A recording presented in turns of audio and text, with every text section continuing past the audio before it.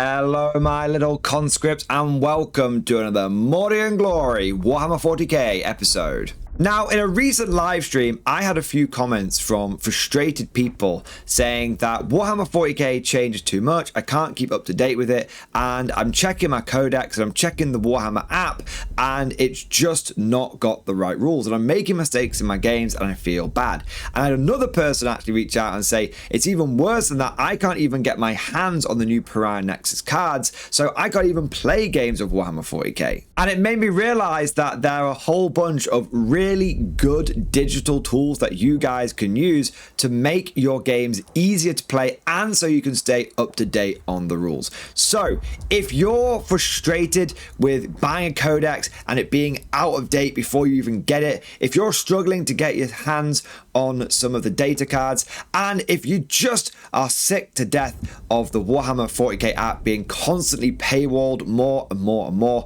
this video is for you. I'm going to take you through my top 3 digital tools that every single tabletop player needs. And so without further ado, let's not mess around any further. Let's fix bayonets and charge right into today's episode. Good news, everyone! Bolt Action 3rd edition is just around the corner. And the best way that you can prepare for this new and exciting edition of one of my favorite games of all time is by getting yourself some new Bolt Action miniatures. But where can you get these models? Well, don't worry, I've got you covered. There's an affiliate link down in the description below that'll take you straight to the Warlord Games website and you can get your World War II miniature fix right from the source. By using the affiliate link down in the description below, not only will you be getting some awesome models, but you will also be supporting the channel. A massive thank you to Warlord Games for sponsoring this video, and now let's get back into the action. First things first, let's make something abundantly clear. This video has not been sponsored by any of the apps or any of the websites that we are about to talk about. In fact, the creators of these digital tools have no idea that I'm going to be making this video.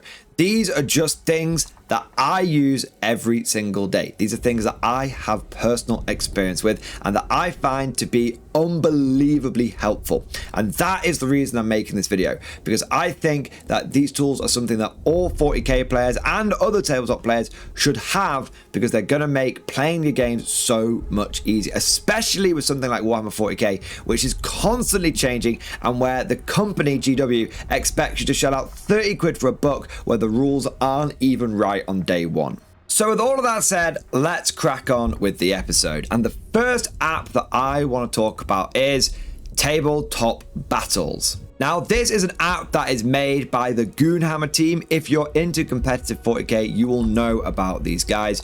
They do a lot of the meta analysis, they do some really good deep dives, and they've got some fantastic articles on their website. And they really blew up in 9th edition, and they've continued to do good work into 10th edition. Now, the Tabletop Battles app is free to download, and you can get it on both iPhone and you can also get it on Android as well.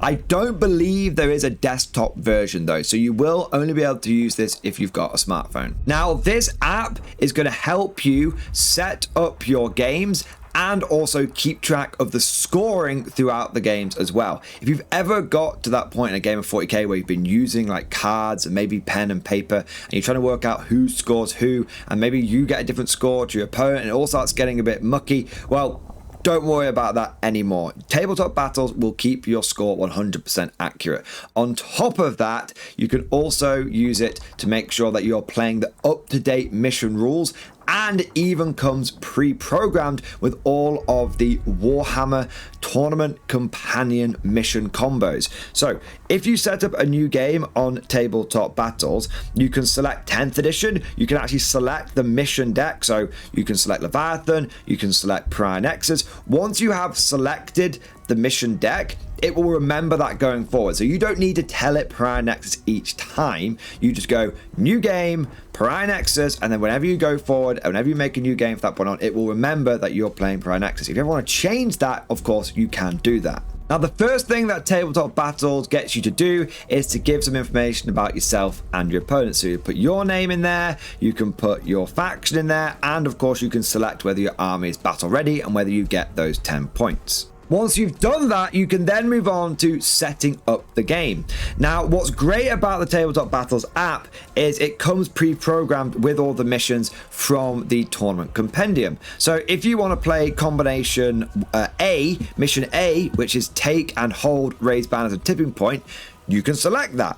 If you want to play mission R, which is terraform, swift action, and sweeping engagement, it's got that already set up. So if you're going to a tournament which you know is using specific mission sets from the GW Tournament Companion, you don't need to fill that out manually. You can just select which mission you're using from that companion and get going. It's great not only for making things quick in the tournament when things are timed, but also it's really good for those practice games to make sure if you're going to a tournament that you're playing the right mission and getting the right practice for that event. Of course, you might not be using one of the tournament companion mission combinations, at which point you can create a custom setup. So if you do that, the first thing it asks you to do is select your deployment. And this is where things get really, really good. Firstly, you can actually not only select your deployment, but see the deployment map. And that map will show you the deployment zones, it will show you where the objectives are, and it will give you measurements for both of those things. So if you're on Dawn of War, you know that the objective that's in your deployment zone is 6 inches in from the battlefield edge and halfway along.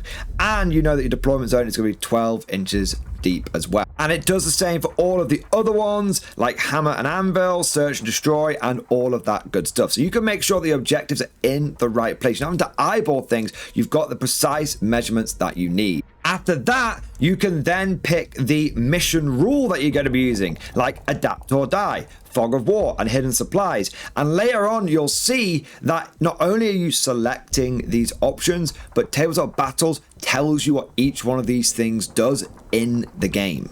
And that is also the same for when you select the primary mission. So when you start getting into the game and you've selected like Scorched Earth, it will tell you how to burn objectives, how many burn objectives can be done, and how many points you can score, and all of that good stuff. So you're not just selecting bullet points and then you have to try and remember and try and know what those things do. No, you're selecting them, and then when you start getting into the game and start scoring stuff, Tabletop Battles will tell you how many points each one of these things is worth and what impact they're going to have, and just how the rules work for the choices you've made. And it's worth noting that if you're the kind of person that likes to live dangerously and you don't want to pre-select any of this, you want to completely randomize it, that is absolutely possible as well. So if you want to have a complete maelstrom of battle style game, Tabletop Battles lets you do that with its randomize option.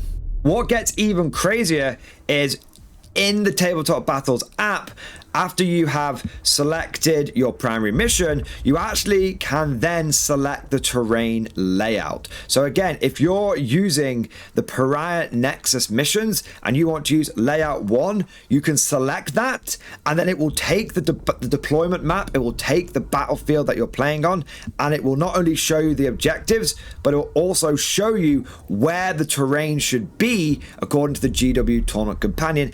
And it will also give you the terrain measurements as well. So not only can you see where that terrain is meant to be, like you can eyeball it, but you can precisely measure it as well. Honestly, having these terrain maps in there is possibly the best feature of this entire thing, because it just makes sure that the terrain that people are playing on is equals. And terrain is the most important factor in almost any game of Warhammer 40k. It's a really big deal that it has these terrain maps. Once you've put all the terrain down, all the objectives down, you can then obviously do the roll off for who is the defender and who is the attacker, and that can also be recorded in the app. It then lets you decide who's taking tactical missions or who's taking fixed missions. So if you're both taking tactical and that's the default, that's fine. If you're taking fixed, then when you select fixed missions, it asks you which fixed missions are you taking, so you can make sure that's recorded accurately at the beginning of the game to avoid any possible confusions or hanky-panky. Last thing to do is to find out who's going first. You roll a dice. Tabletop Battles will then let you record who has gone first. Now, all of that is just the pre-game setup.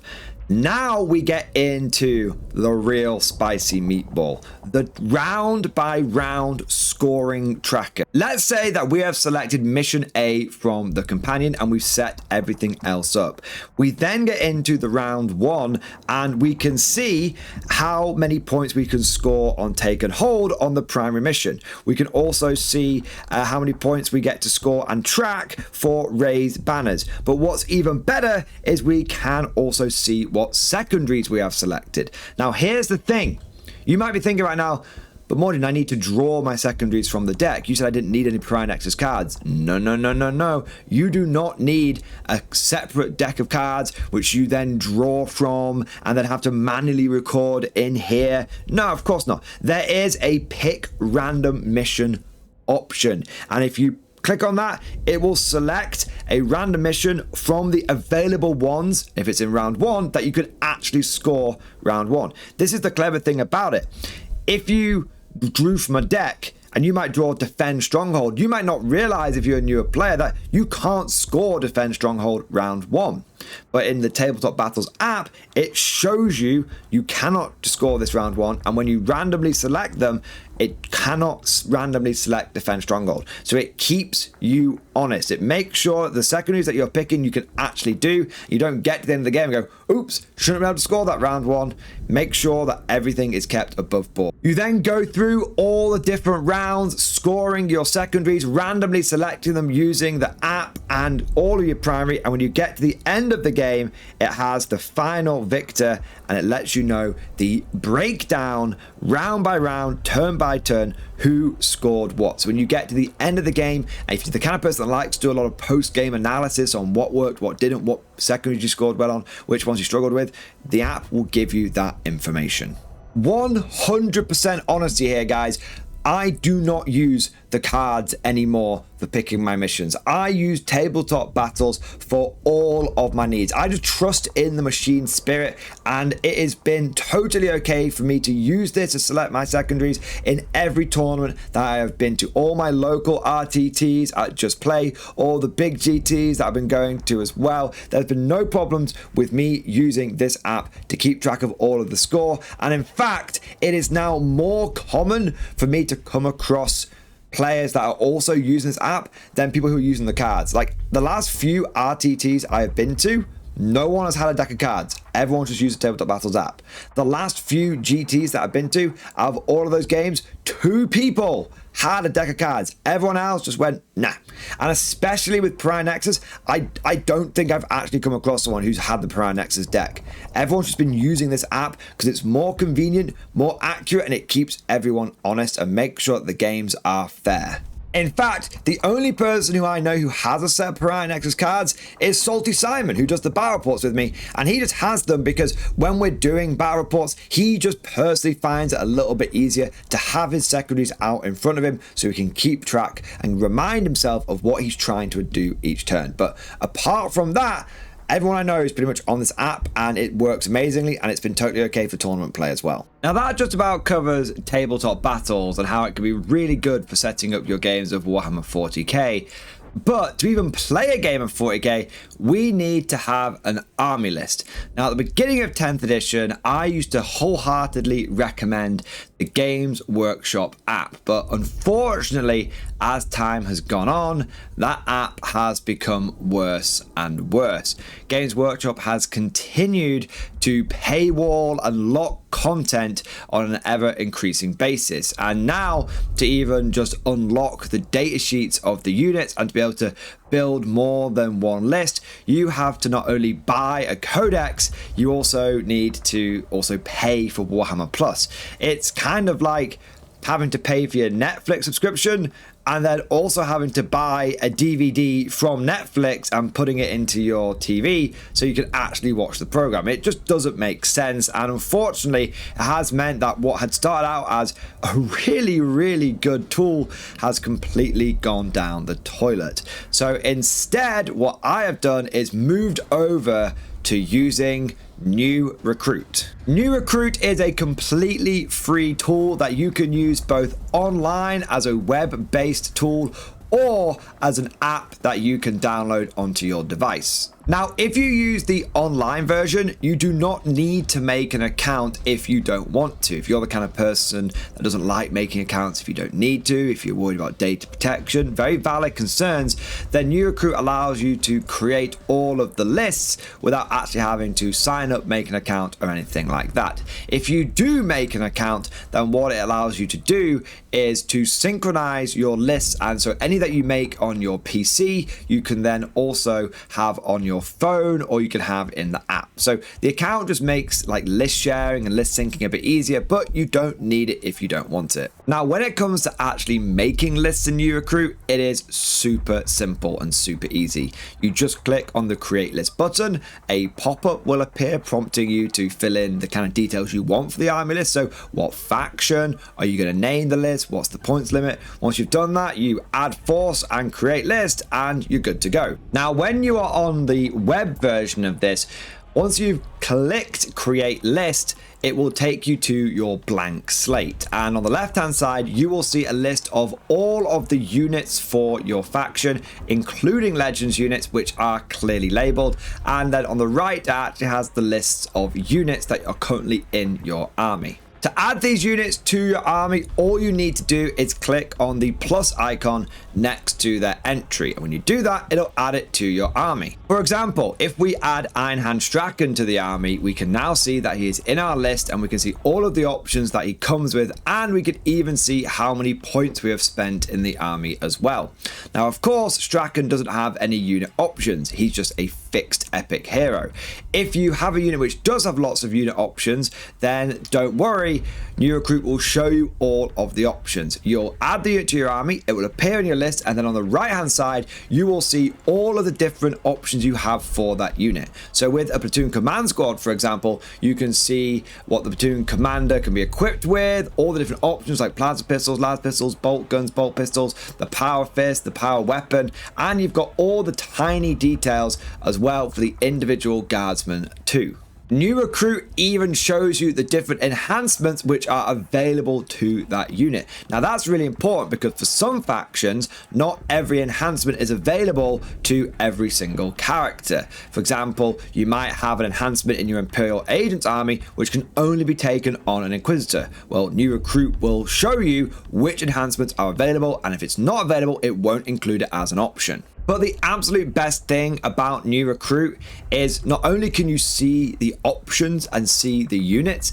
but you can see all of the stat lines and the profiles for those models and for those guns and close combat weapons. If you click on the eye icon, which is next to every unit and is next to each individual weapon and rule and option and model and stat line, it will bring up that unit's datasheet. You can see all of the keywords, you can see all of the rules, and what's even better is those rules, such as voice of command, are actually detailed lower down in the datasheet. These datasheets are better than the GW ones.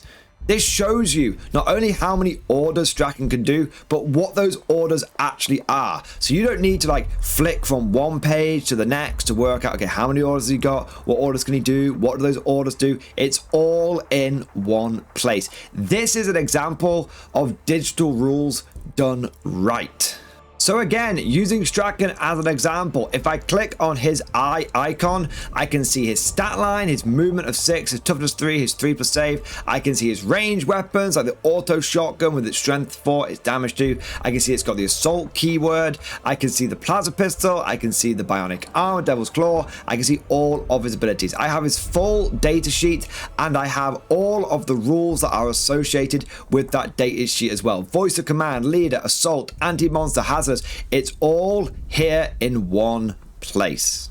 On top of all of this, not only do we have the units, not only do we have the rules, but of course, if you're a faction that has a codex that has multiple detachments, you can select the right detachment for the army you're using, and it will show you the detachment rules for that Again, all we need to do is select the right detachment for the army, click on the eye icon, and it will show us the detachment rules. So for example, when I was trying out the Genestealer Brood Brothers, I built my GSC army, and then I selected the Brood Brother detachment, and it had right there integrated tactics and all of the rules associated with it.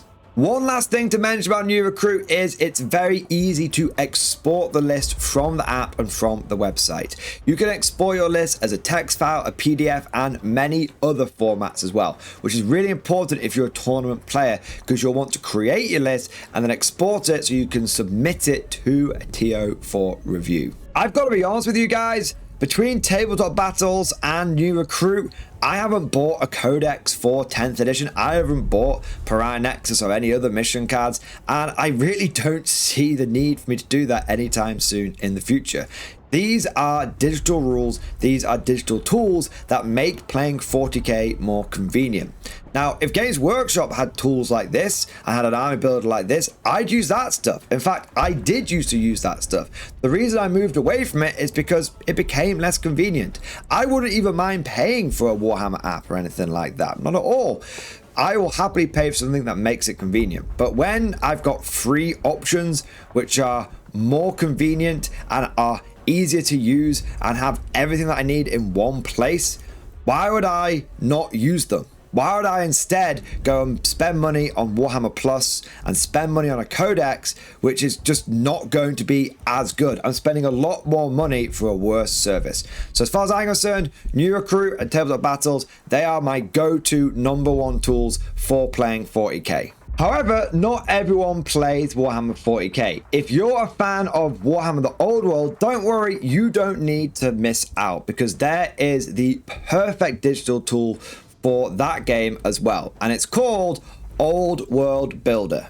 This app is the perfect place for building your armies. It has all of the details in it for all different factions and the different armies that those factions can take, such as the armies of infamy and the grand armies as well. Similar to New Recruit, when you go on the app, there's just a very simple create list button. You click on that, it'll give you all the options for the factions, the points, you can name it so you don't get your list mixed up.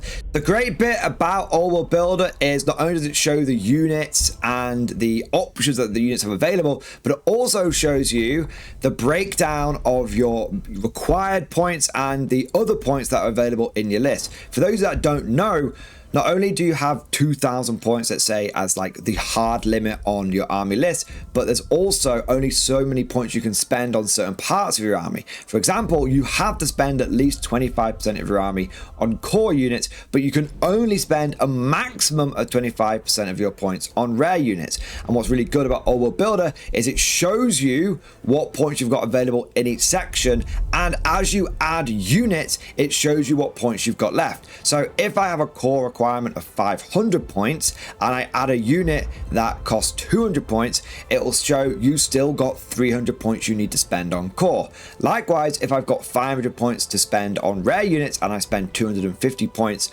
on a rare unit, the builder will say you've got up to 250 points left that you could spend in this area. And yes, the website will tell you if you have gone over in a particular area as well. For example, if you try and take 2 steam tanks in a 2,000 point Empire force, it will show that you've got 30 points too many. It'll flag that up to you and it'll say, hey, you need to change this. Like with New Recruit, Old World Builder has the eye icon next to every single piece of equipment and every single unit, so you can see the stat lines and you can see the effects that each different unit and equipment piece has.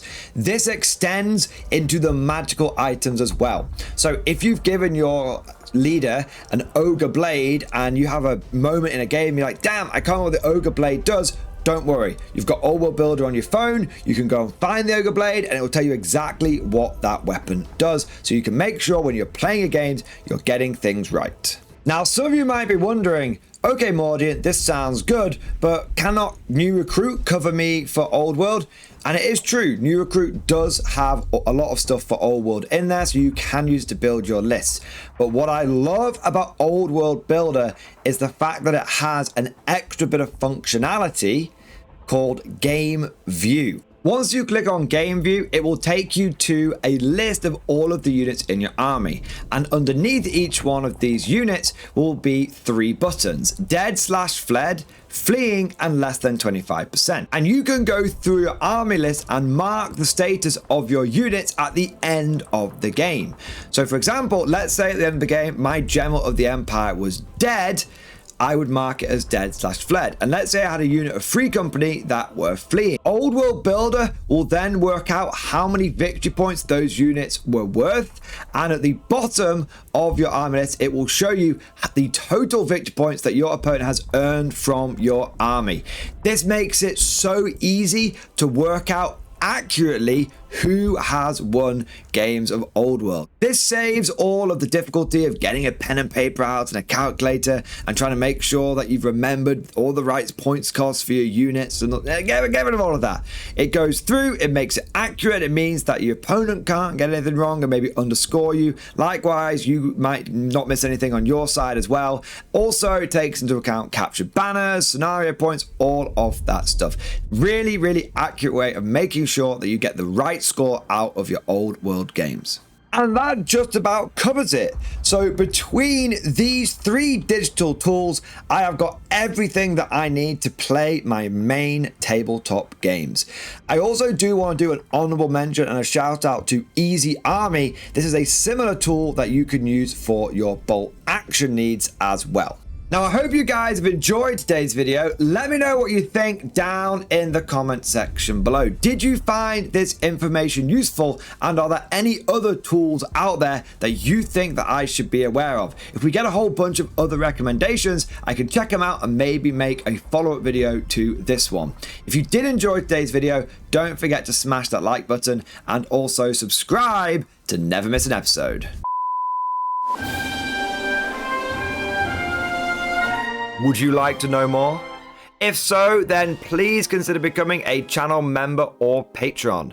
By supporting the channel, not only will you be doing your part, but you'll also be helping me create more content for your viewing pleasure and unlocking a whole host of perks. You get everything from a badge next to your name, custom emojis, but the big one is access to the Mordian Glory Discord server, an online community with almost 2,500 active members. It's always popping off in the MG Discord. We've got channels for army lists, hobbying, tactics, stories, and even a pretty spicy meme section as well. For all you greenhorns that wanted to see the Mordian glory hole, today is your lucky day.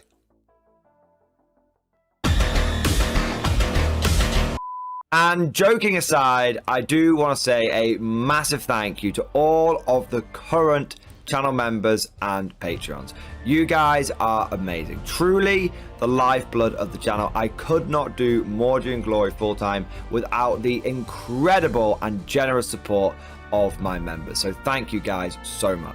And last but certainly not least, I want to say a personal thank you to all of my top tier Patreons. These are the War Masters, the people who have truly gone above and beyond the call of duty. So a heartfelt thank you to Alex Dengal, Bonbon Vert, Lord Pryor, Mark Panconi, RJ Scorpion, Swordfish Trombone, Try Again Bragg, John Stubbs, Nick Walsh, Diesel Fox, and August Barney. Seriously guys, thank you from the bottom of my heart. Your support is incredible and it makes a huge difference. Thank you so much. That's all for now. Hope you've all enjoyed today's video, and of course, as always, see you guys next time.